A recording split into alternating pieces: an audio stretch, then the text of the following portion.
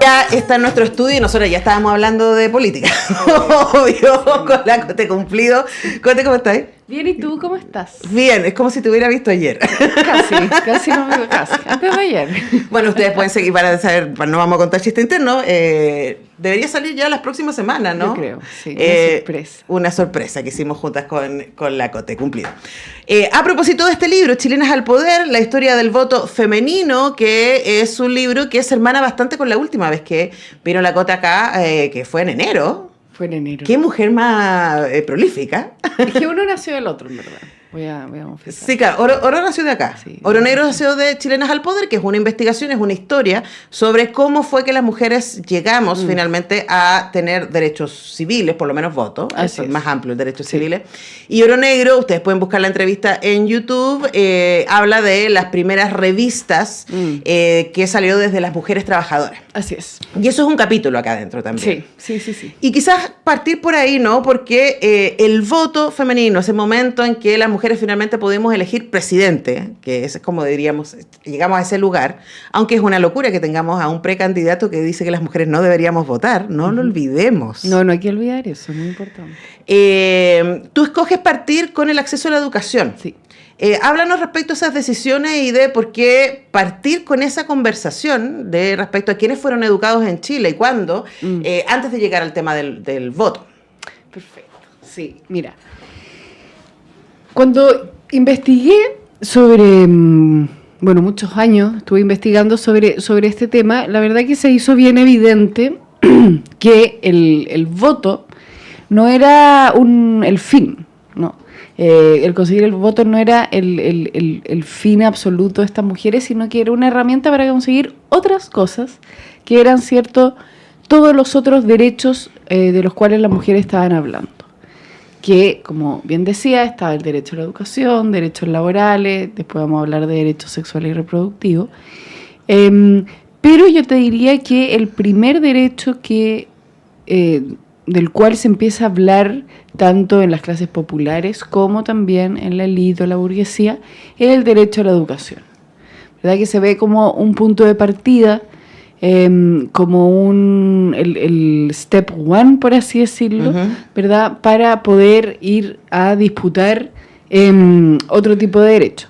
Y eso se da de dos formas. La primera es en el mundo de la élite, donde las mujeres que tienen plata, que tienen casas, que tienen cosas, se dan cuenta que a ellas se les negó la educación y que se ven a sí mismas como ignorantes y que eso es una injusticia total.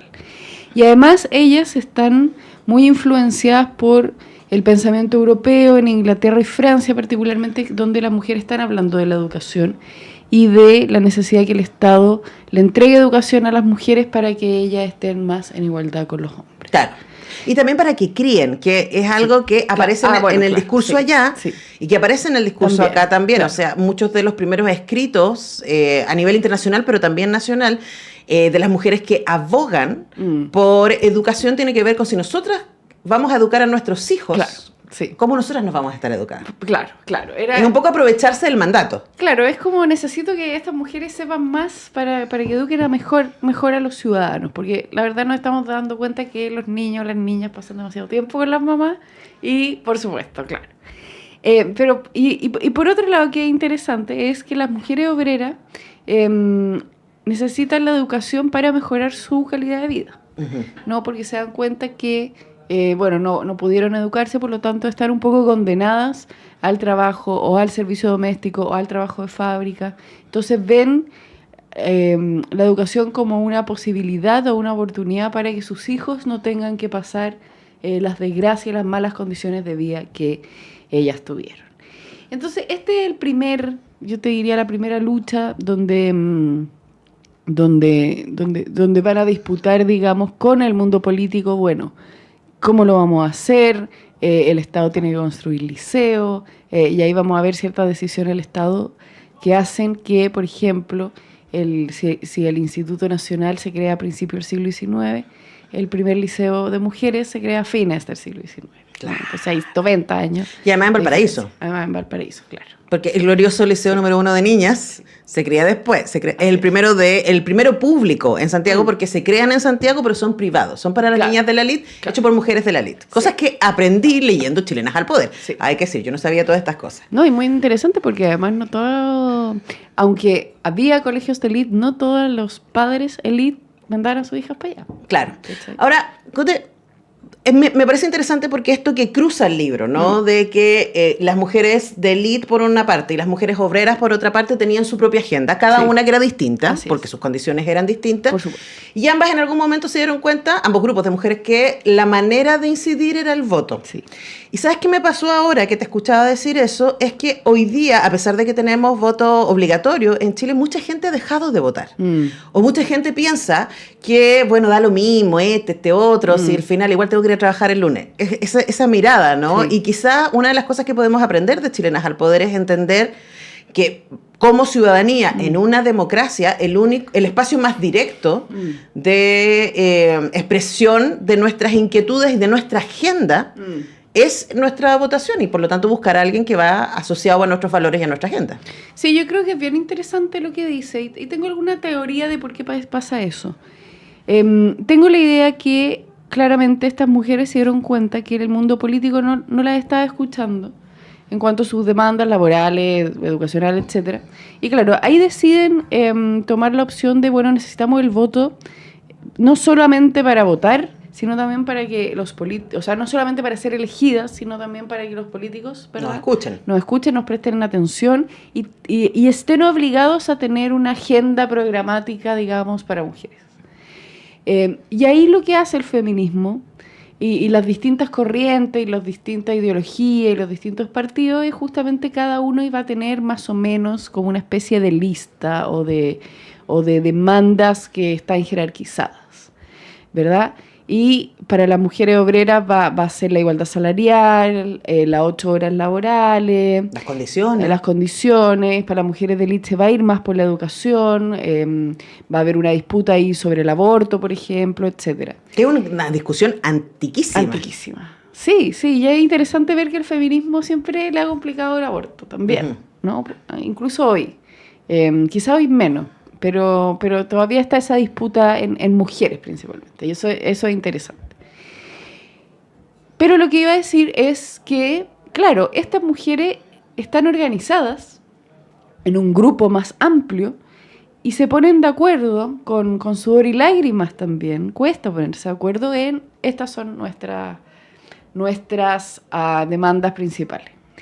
En cambio, hoy día yo creo que en un mundo neoliberal donde la competencia y el individualismo priman, ha sido mucho más difícil para muchos movimientos poder organizarse y poder tener una lista de prioridades. Eso es lo que voy a priorizar, ¿no? Entonces yo creo que... Este es el lugar donde me encuentro. Sí. Entonces yo creo que el voto ha perdido esa, o para las personas ya no es tan importante, porque tienen una relación también media clientelar, como, hoy no, todas mis demandas no están hechas. Era como en el estallido social que me llamaba mucho la atención, que había cosas muy razonables, como obviamente mejor salud, mejores pensiones, pero convivía con no más tag. Claro. ¿Cachai? ¿Cómo convive eso? Es como ya, quiero todo. Yo tenía esos problemas, que ahora viene mayo, van a venir las movilizaciones en la Universidad de Chile, y yo me acuerdo que cuando yo era estudiante, que sigue pasando eso, 25 años después, era como que se caiga el sistema neoliberal de educación y que arreglen los baños. Claro. A ver. Claro. Organicemos la lista, ¿no? Sí. Pero en tu libro aprendemos, conversamos con María José Cumplido, que a lo mejor usted la ha leído a propósito de chilenas. Sí. Que yo tengo la colección María José Cumplido en mi casa.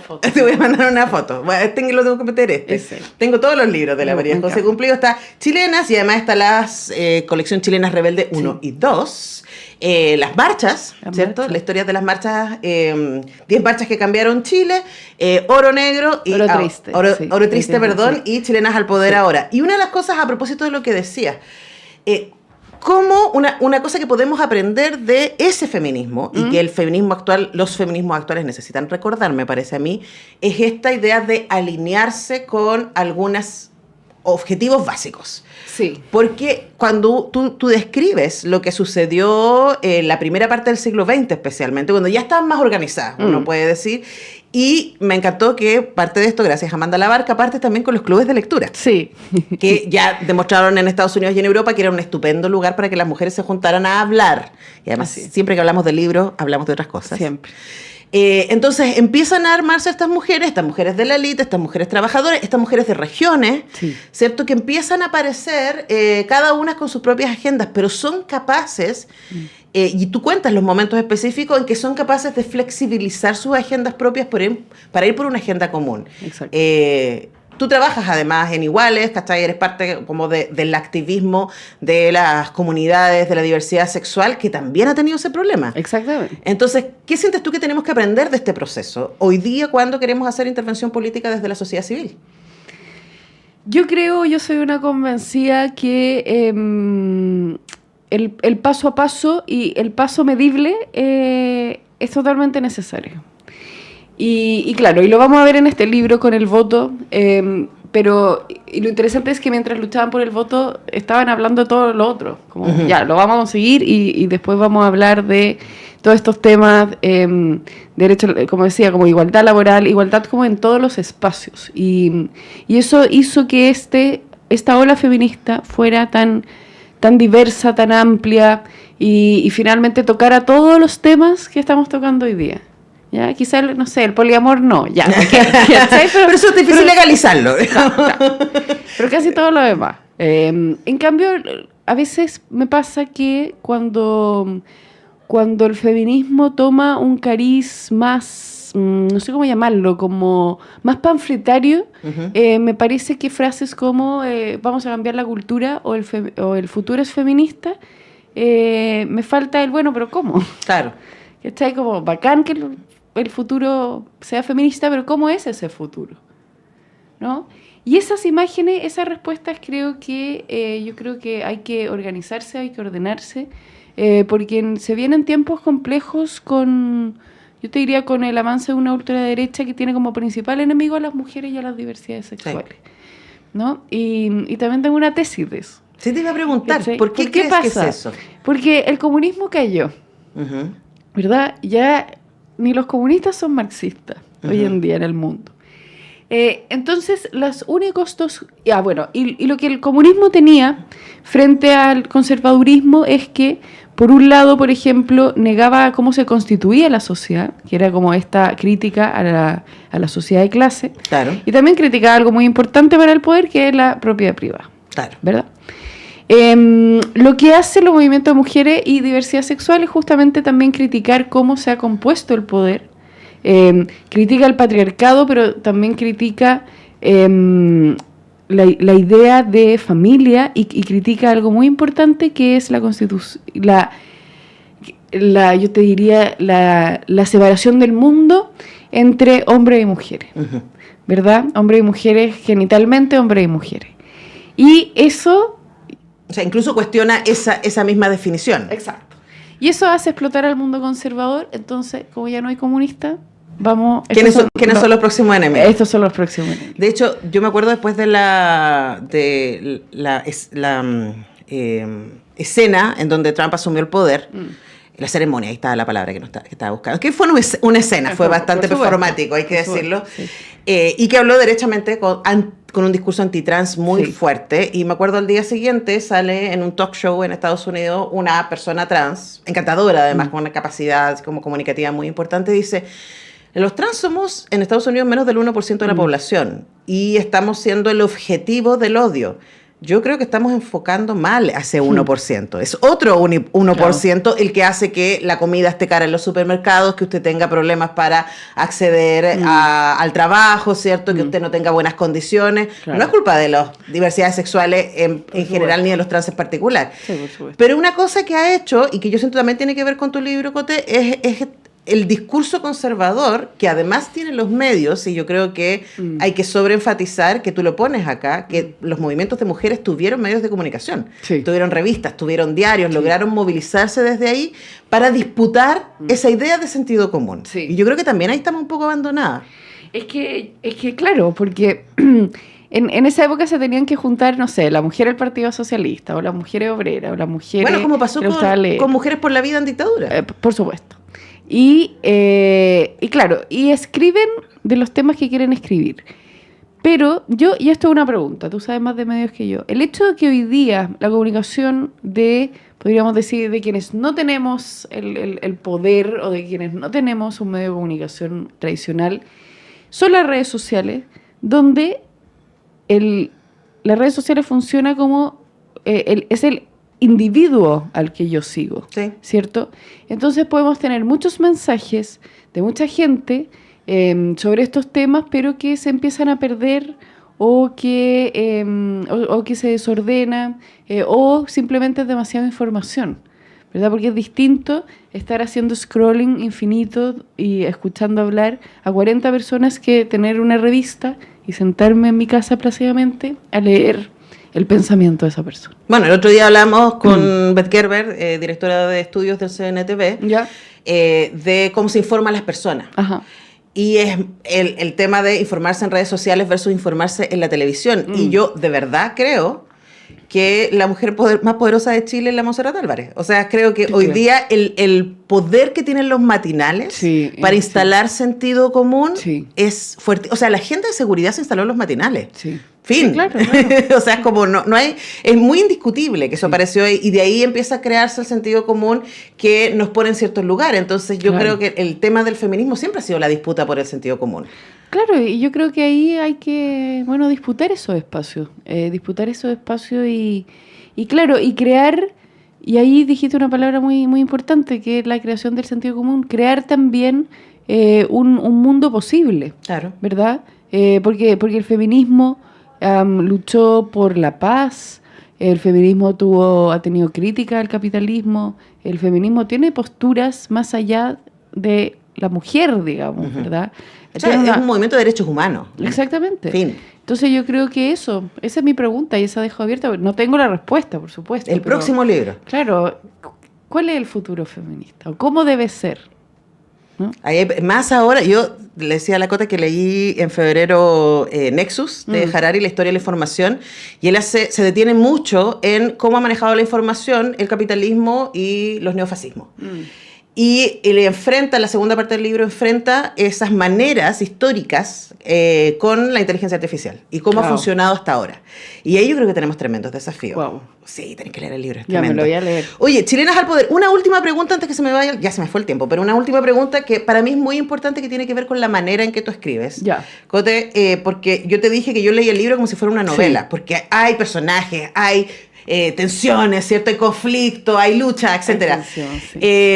Y a diferencia de tus otros libros que en general son por capítulos, ¿cierto? Es un capítulo dedicado a un hecho, a una marcha o a una mujer, etc. Esta es una historia más amplia. ¿Cómo trabajaste y por qué era importante para ti esta idea de que se sintiera como una narrativa emocional finalmente? Sí, porque yo siempre he querido hacer como libros para acercar a la persona a la historia. Entonces, claro, tenéis Chilenas que es capítulo y son biografías. Chilena Rebeldes más para niños. Y este era el primero por las marchas, que cada una es una marcha. Este era el primero que yo quería relatar un proceso completo, pero que tenía que ser entretenido, porque yo como gran lectora en el transporte público, es distinto leer un libro denso en la micro que uno entretenido. Esto es súper entretenido. Entonces esto lo hice para mí cuando leo la micro o cuando... Además es un libro liviano, es chiquitito. Sí, exacto. Es tamaño metro. Todo eso está pensado así. Y quería que fuera entretenido y que la gente lo pasara bien. Muchas veces la academia ha pecado de escribir para sí mismo en un lenguaje que es mentira incluso, porque ni ellos entienden ese lenguaje y no es necesario. Muchas veces no es necesario, ¿verdad? Amigos. A mí no es necesario. Es la razón por la que no me doctoré. Porque me pidieron escribir en difícil. No, y yo no, a ver, si no es necesario, ¿para qué? te juro. Y yo también soy una gran lectora de novelas, entonces yo creo que esa es un poco mi formación, y lo que quise hacer es un libro entretenido, que lo pasen bien y que vean también la historia como lo que es, una historia, un cuento, ¿verdad? Sí. Y eso era muy importante para mí. En este caso, es una historia que nos define hoy día y que también nos recuerda algunas cosas que son prioritarias hoy día en el mundo en que vivimos. Sí. María José Cumplido, historiadora, escritora, autora de Chilenas al Poder. Gracias por venir, Gracias por invitarme. Siempre se nos hace corta la conversa. Nosotros tenemos conversas previas. Ustedes pueden buscar ahí en Cuestión de Gusto. Sí, está lleno. Tenemos un par y otras entrevistas que hemos hecho con todos los libros de la Cote Cumplido acá en el programa. Nosotros tenemos que ir a la pausa y ya regresamos. Where was I?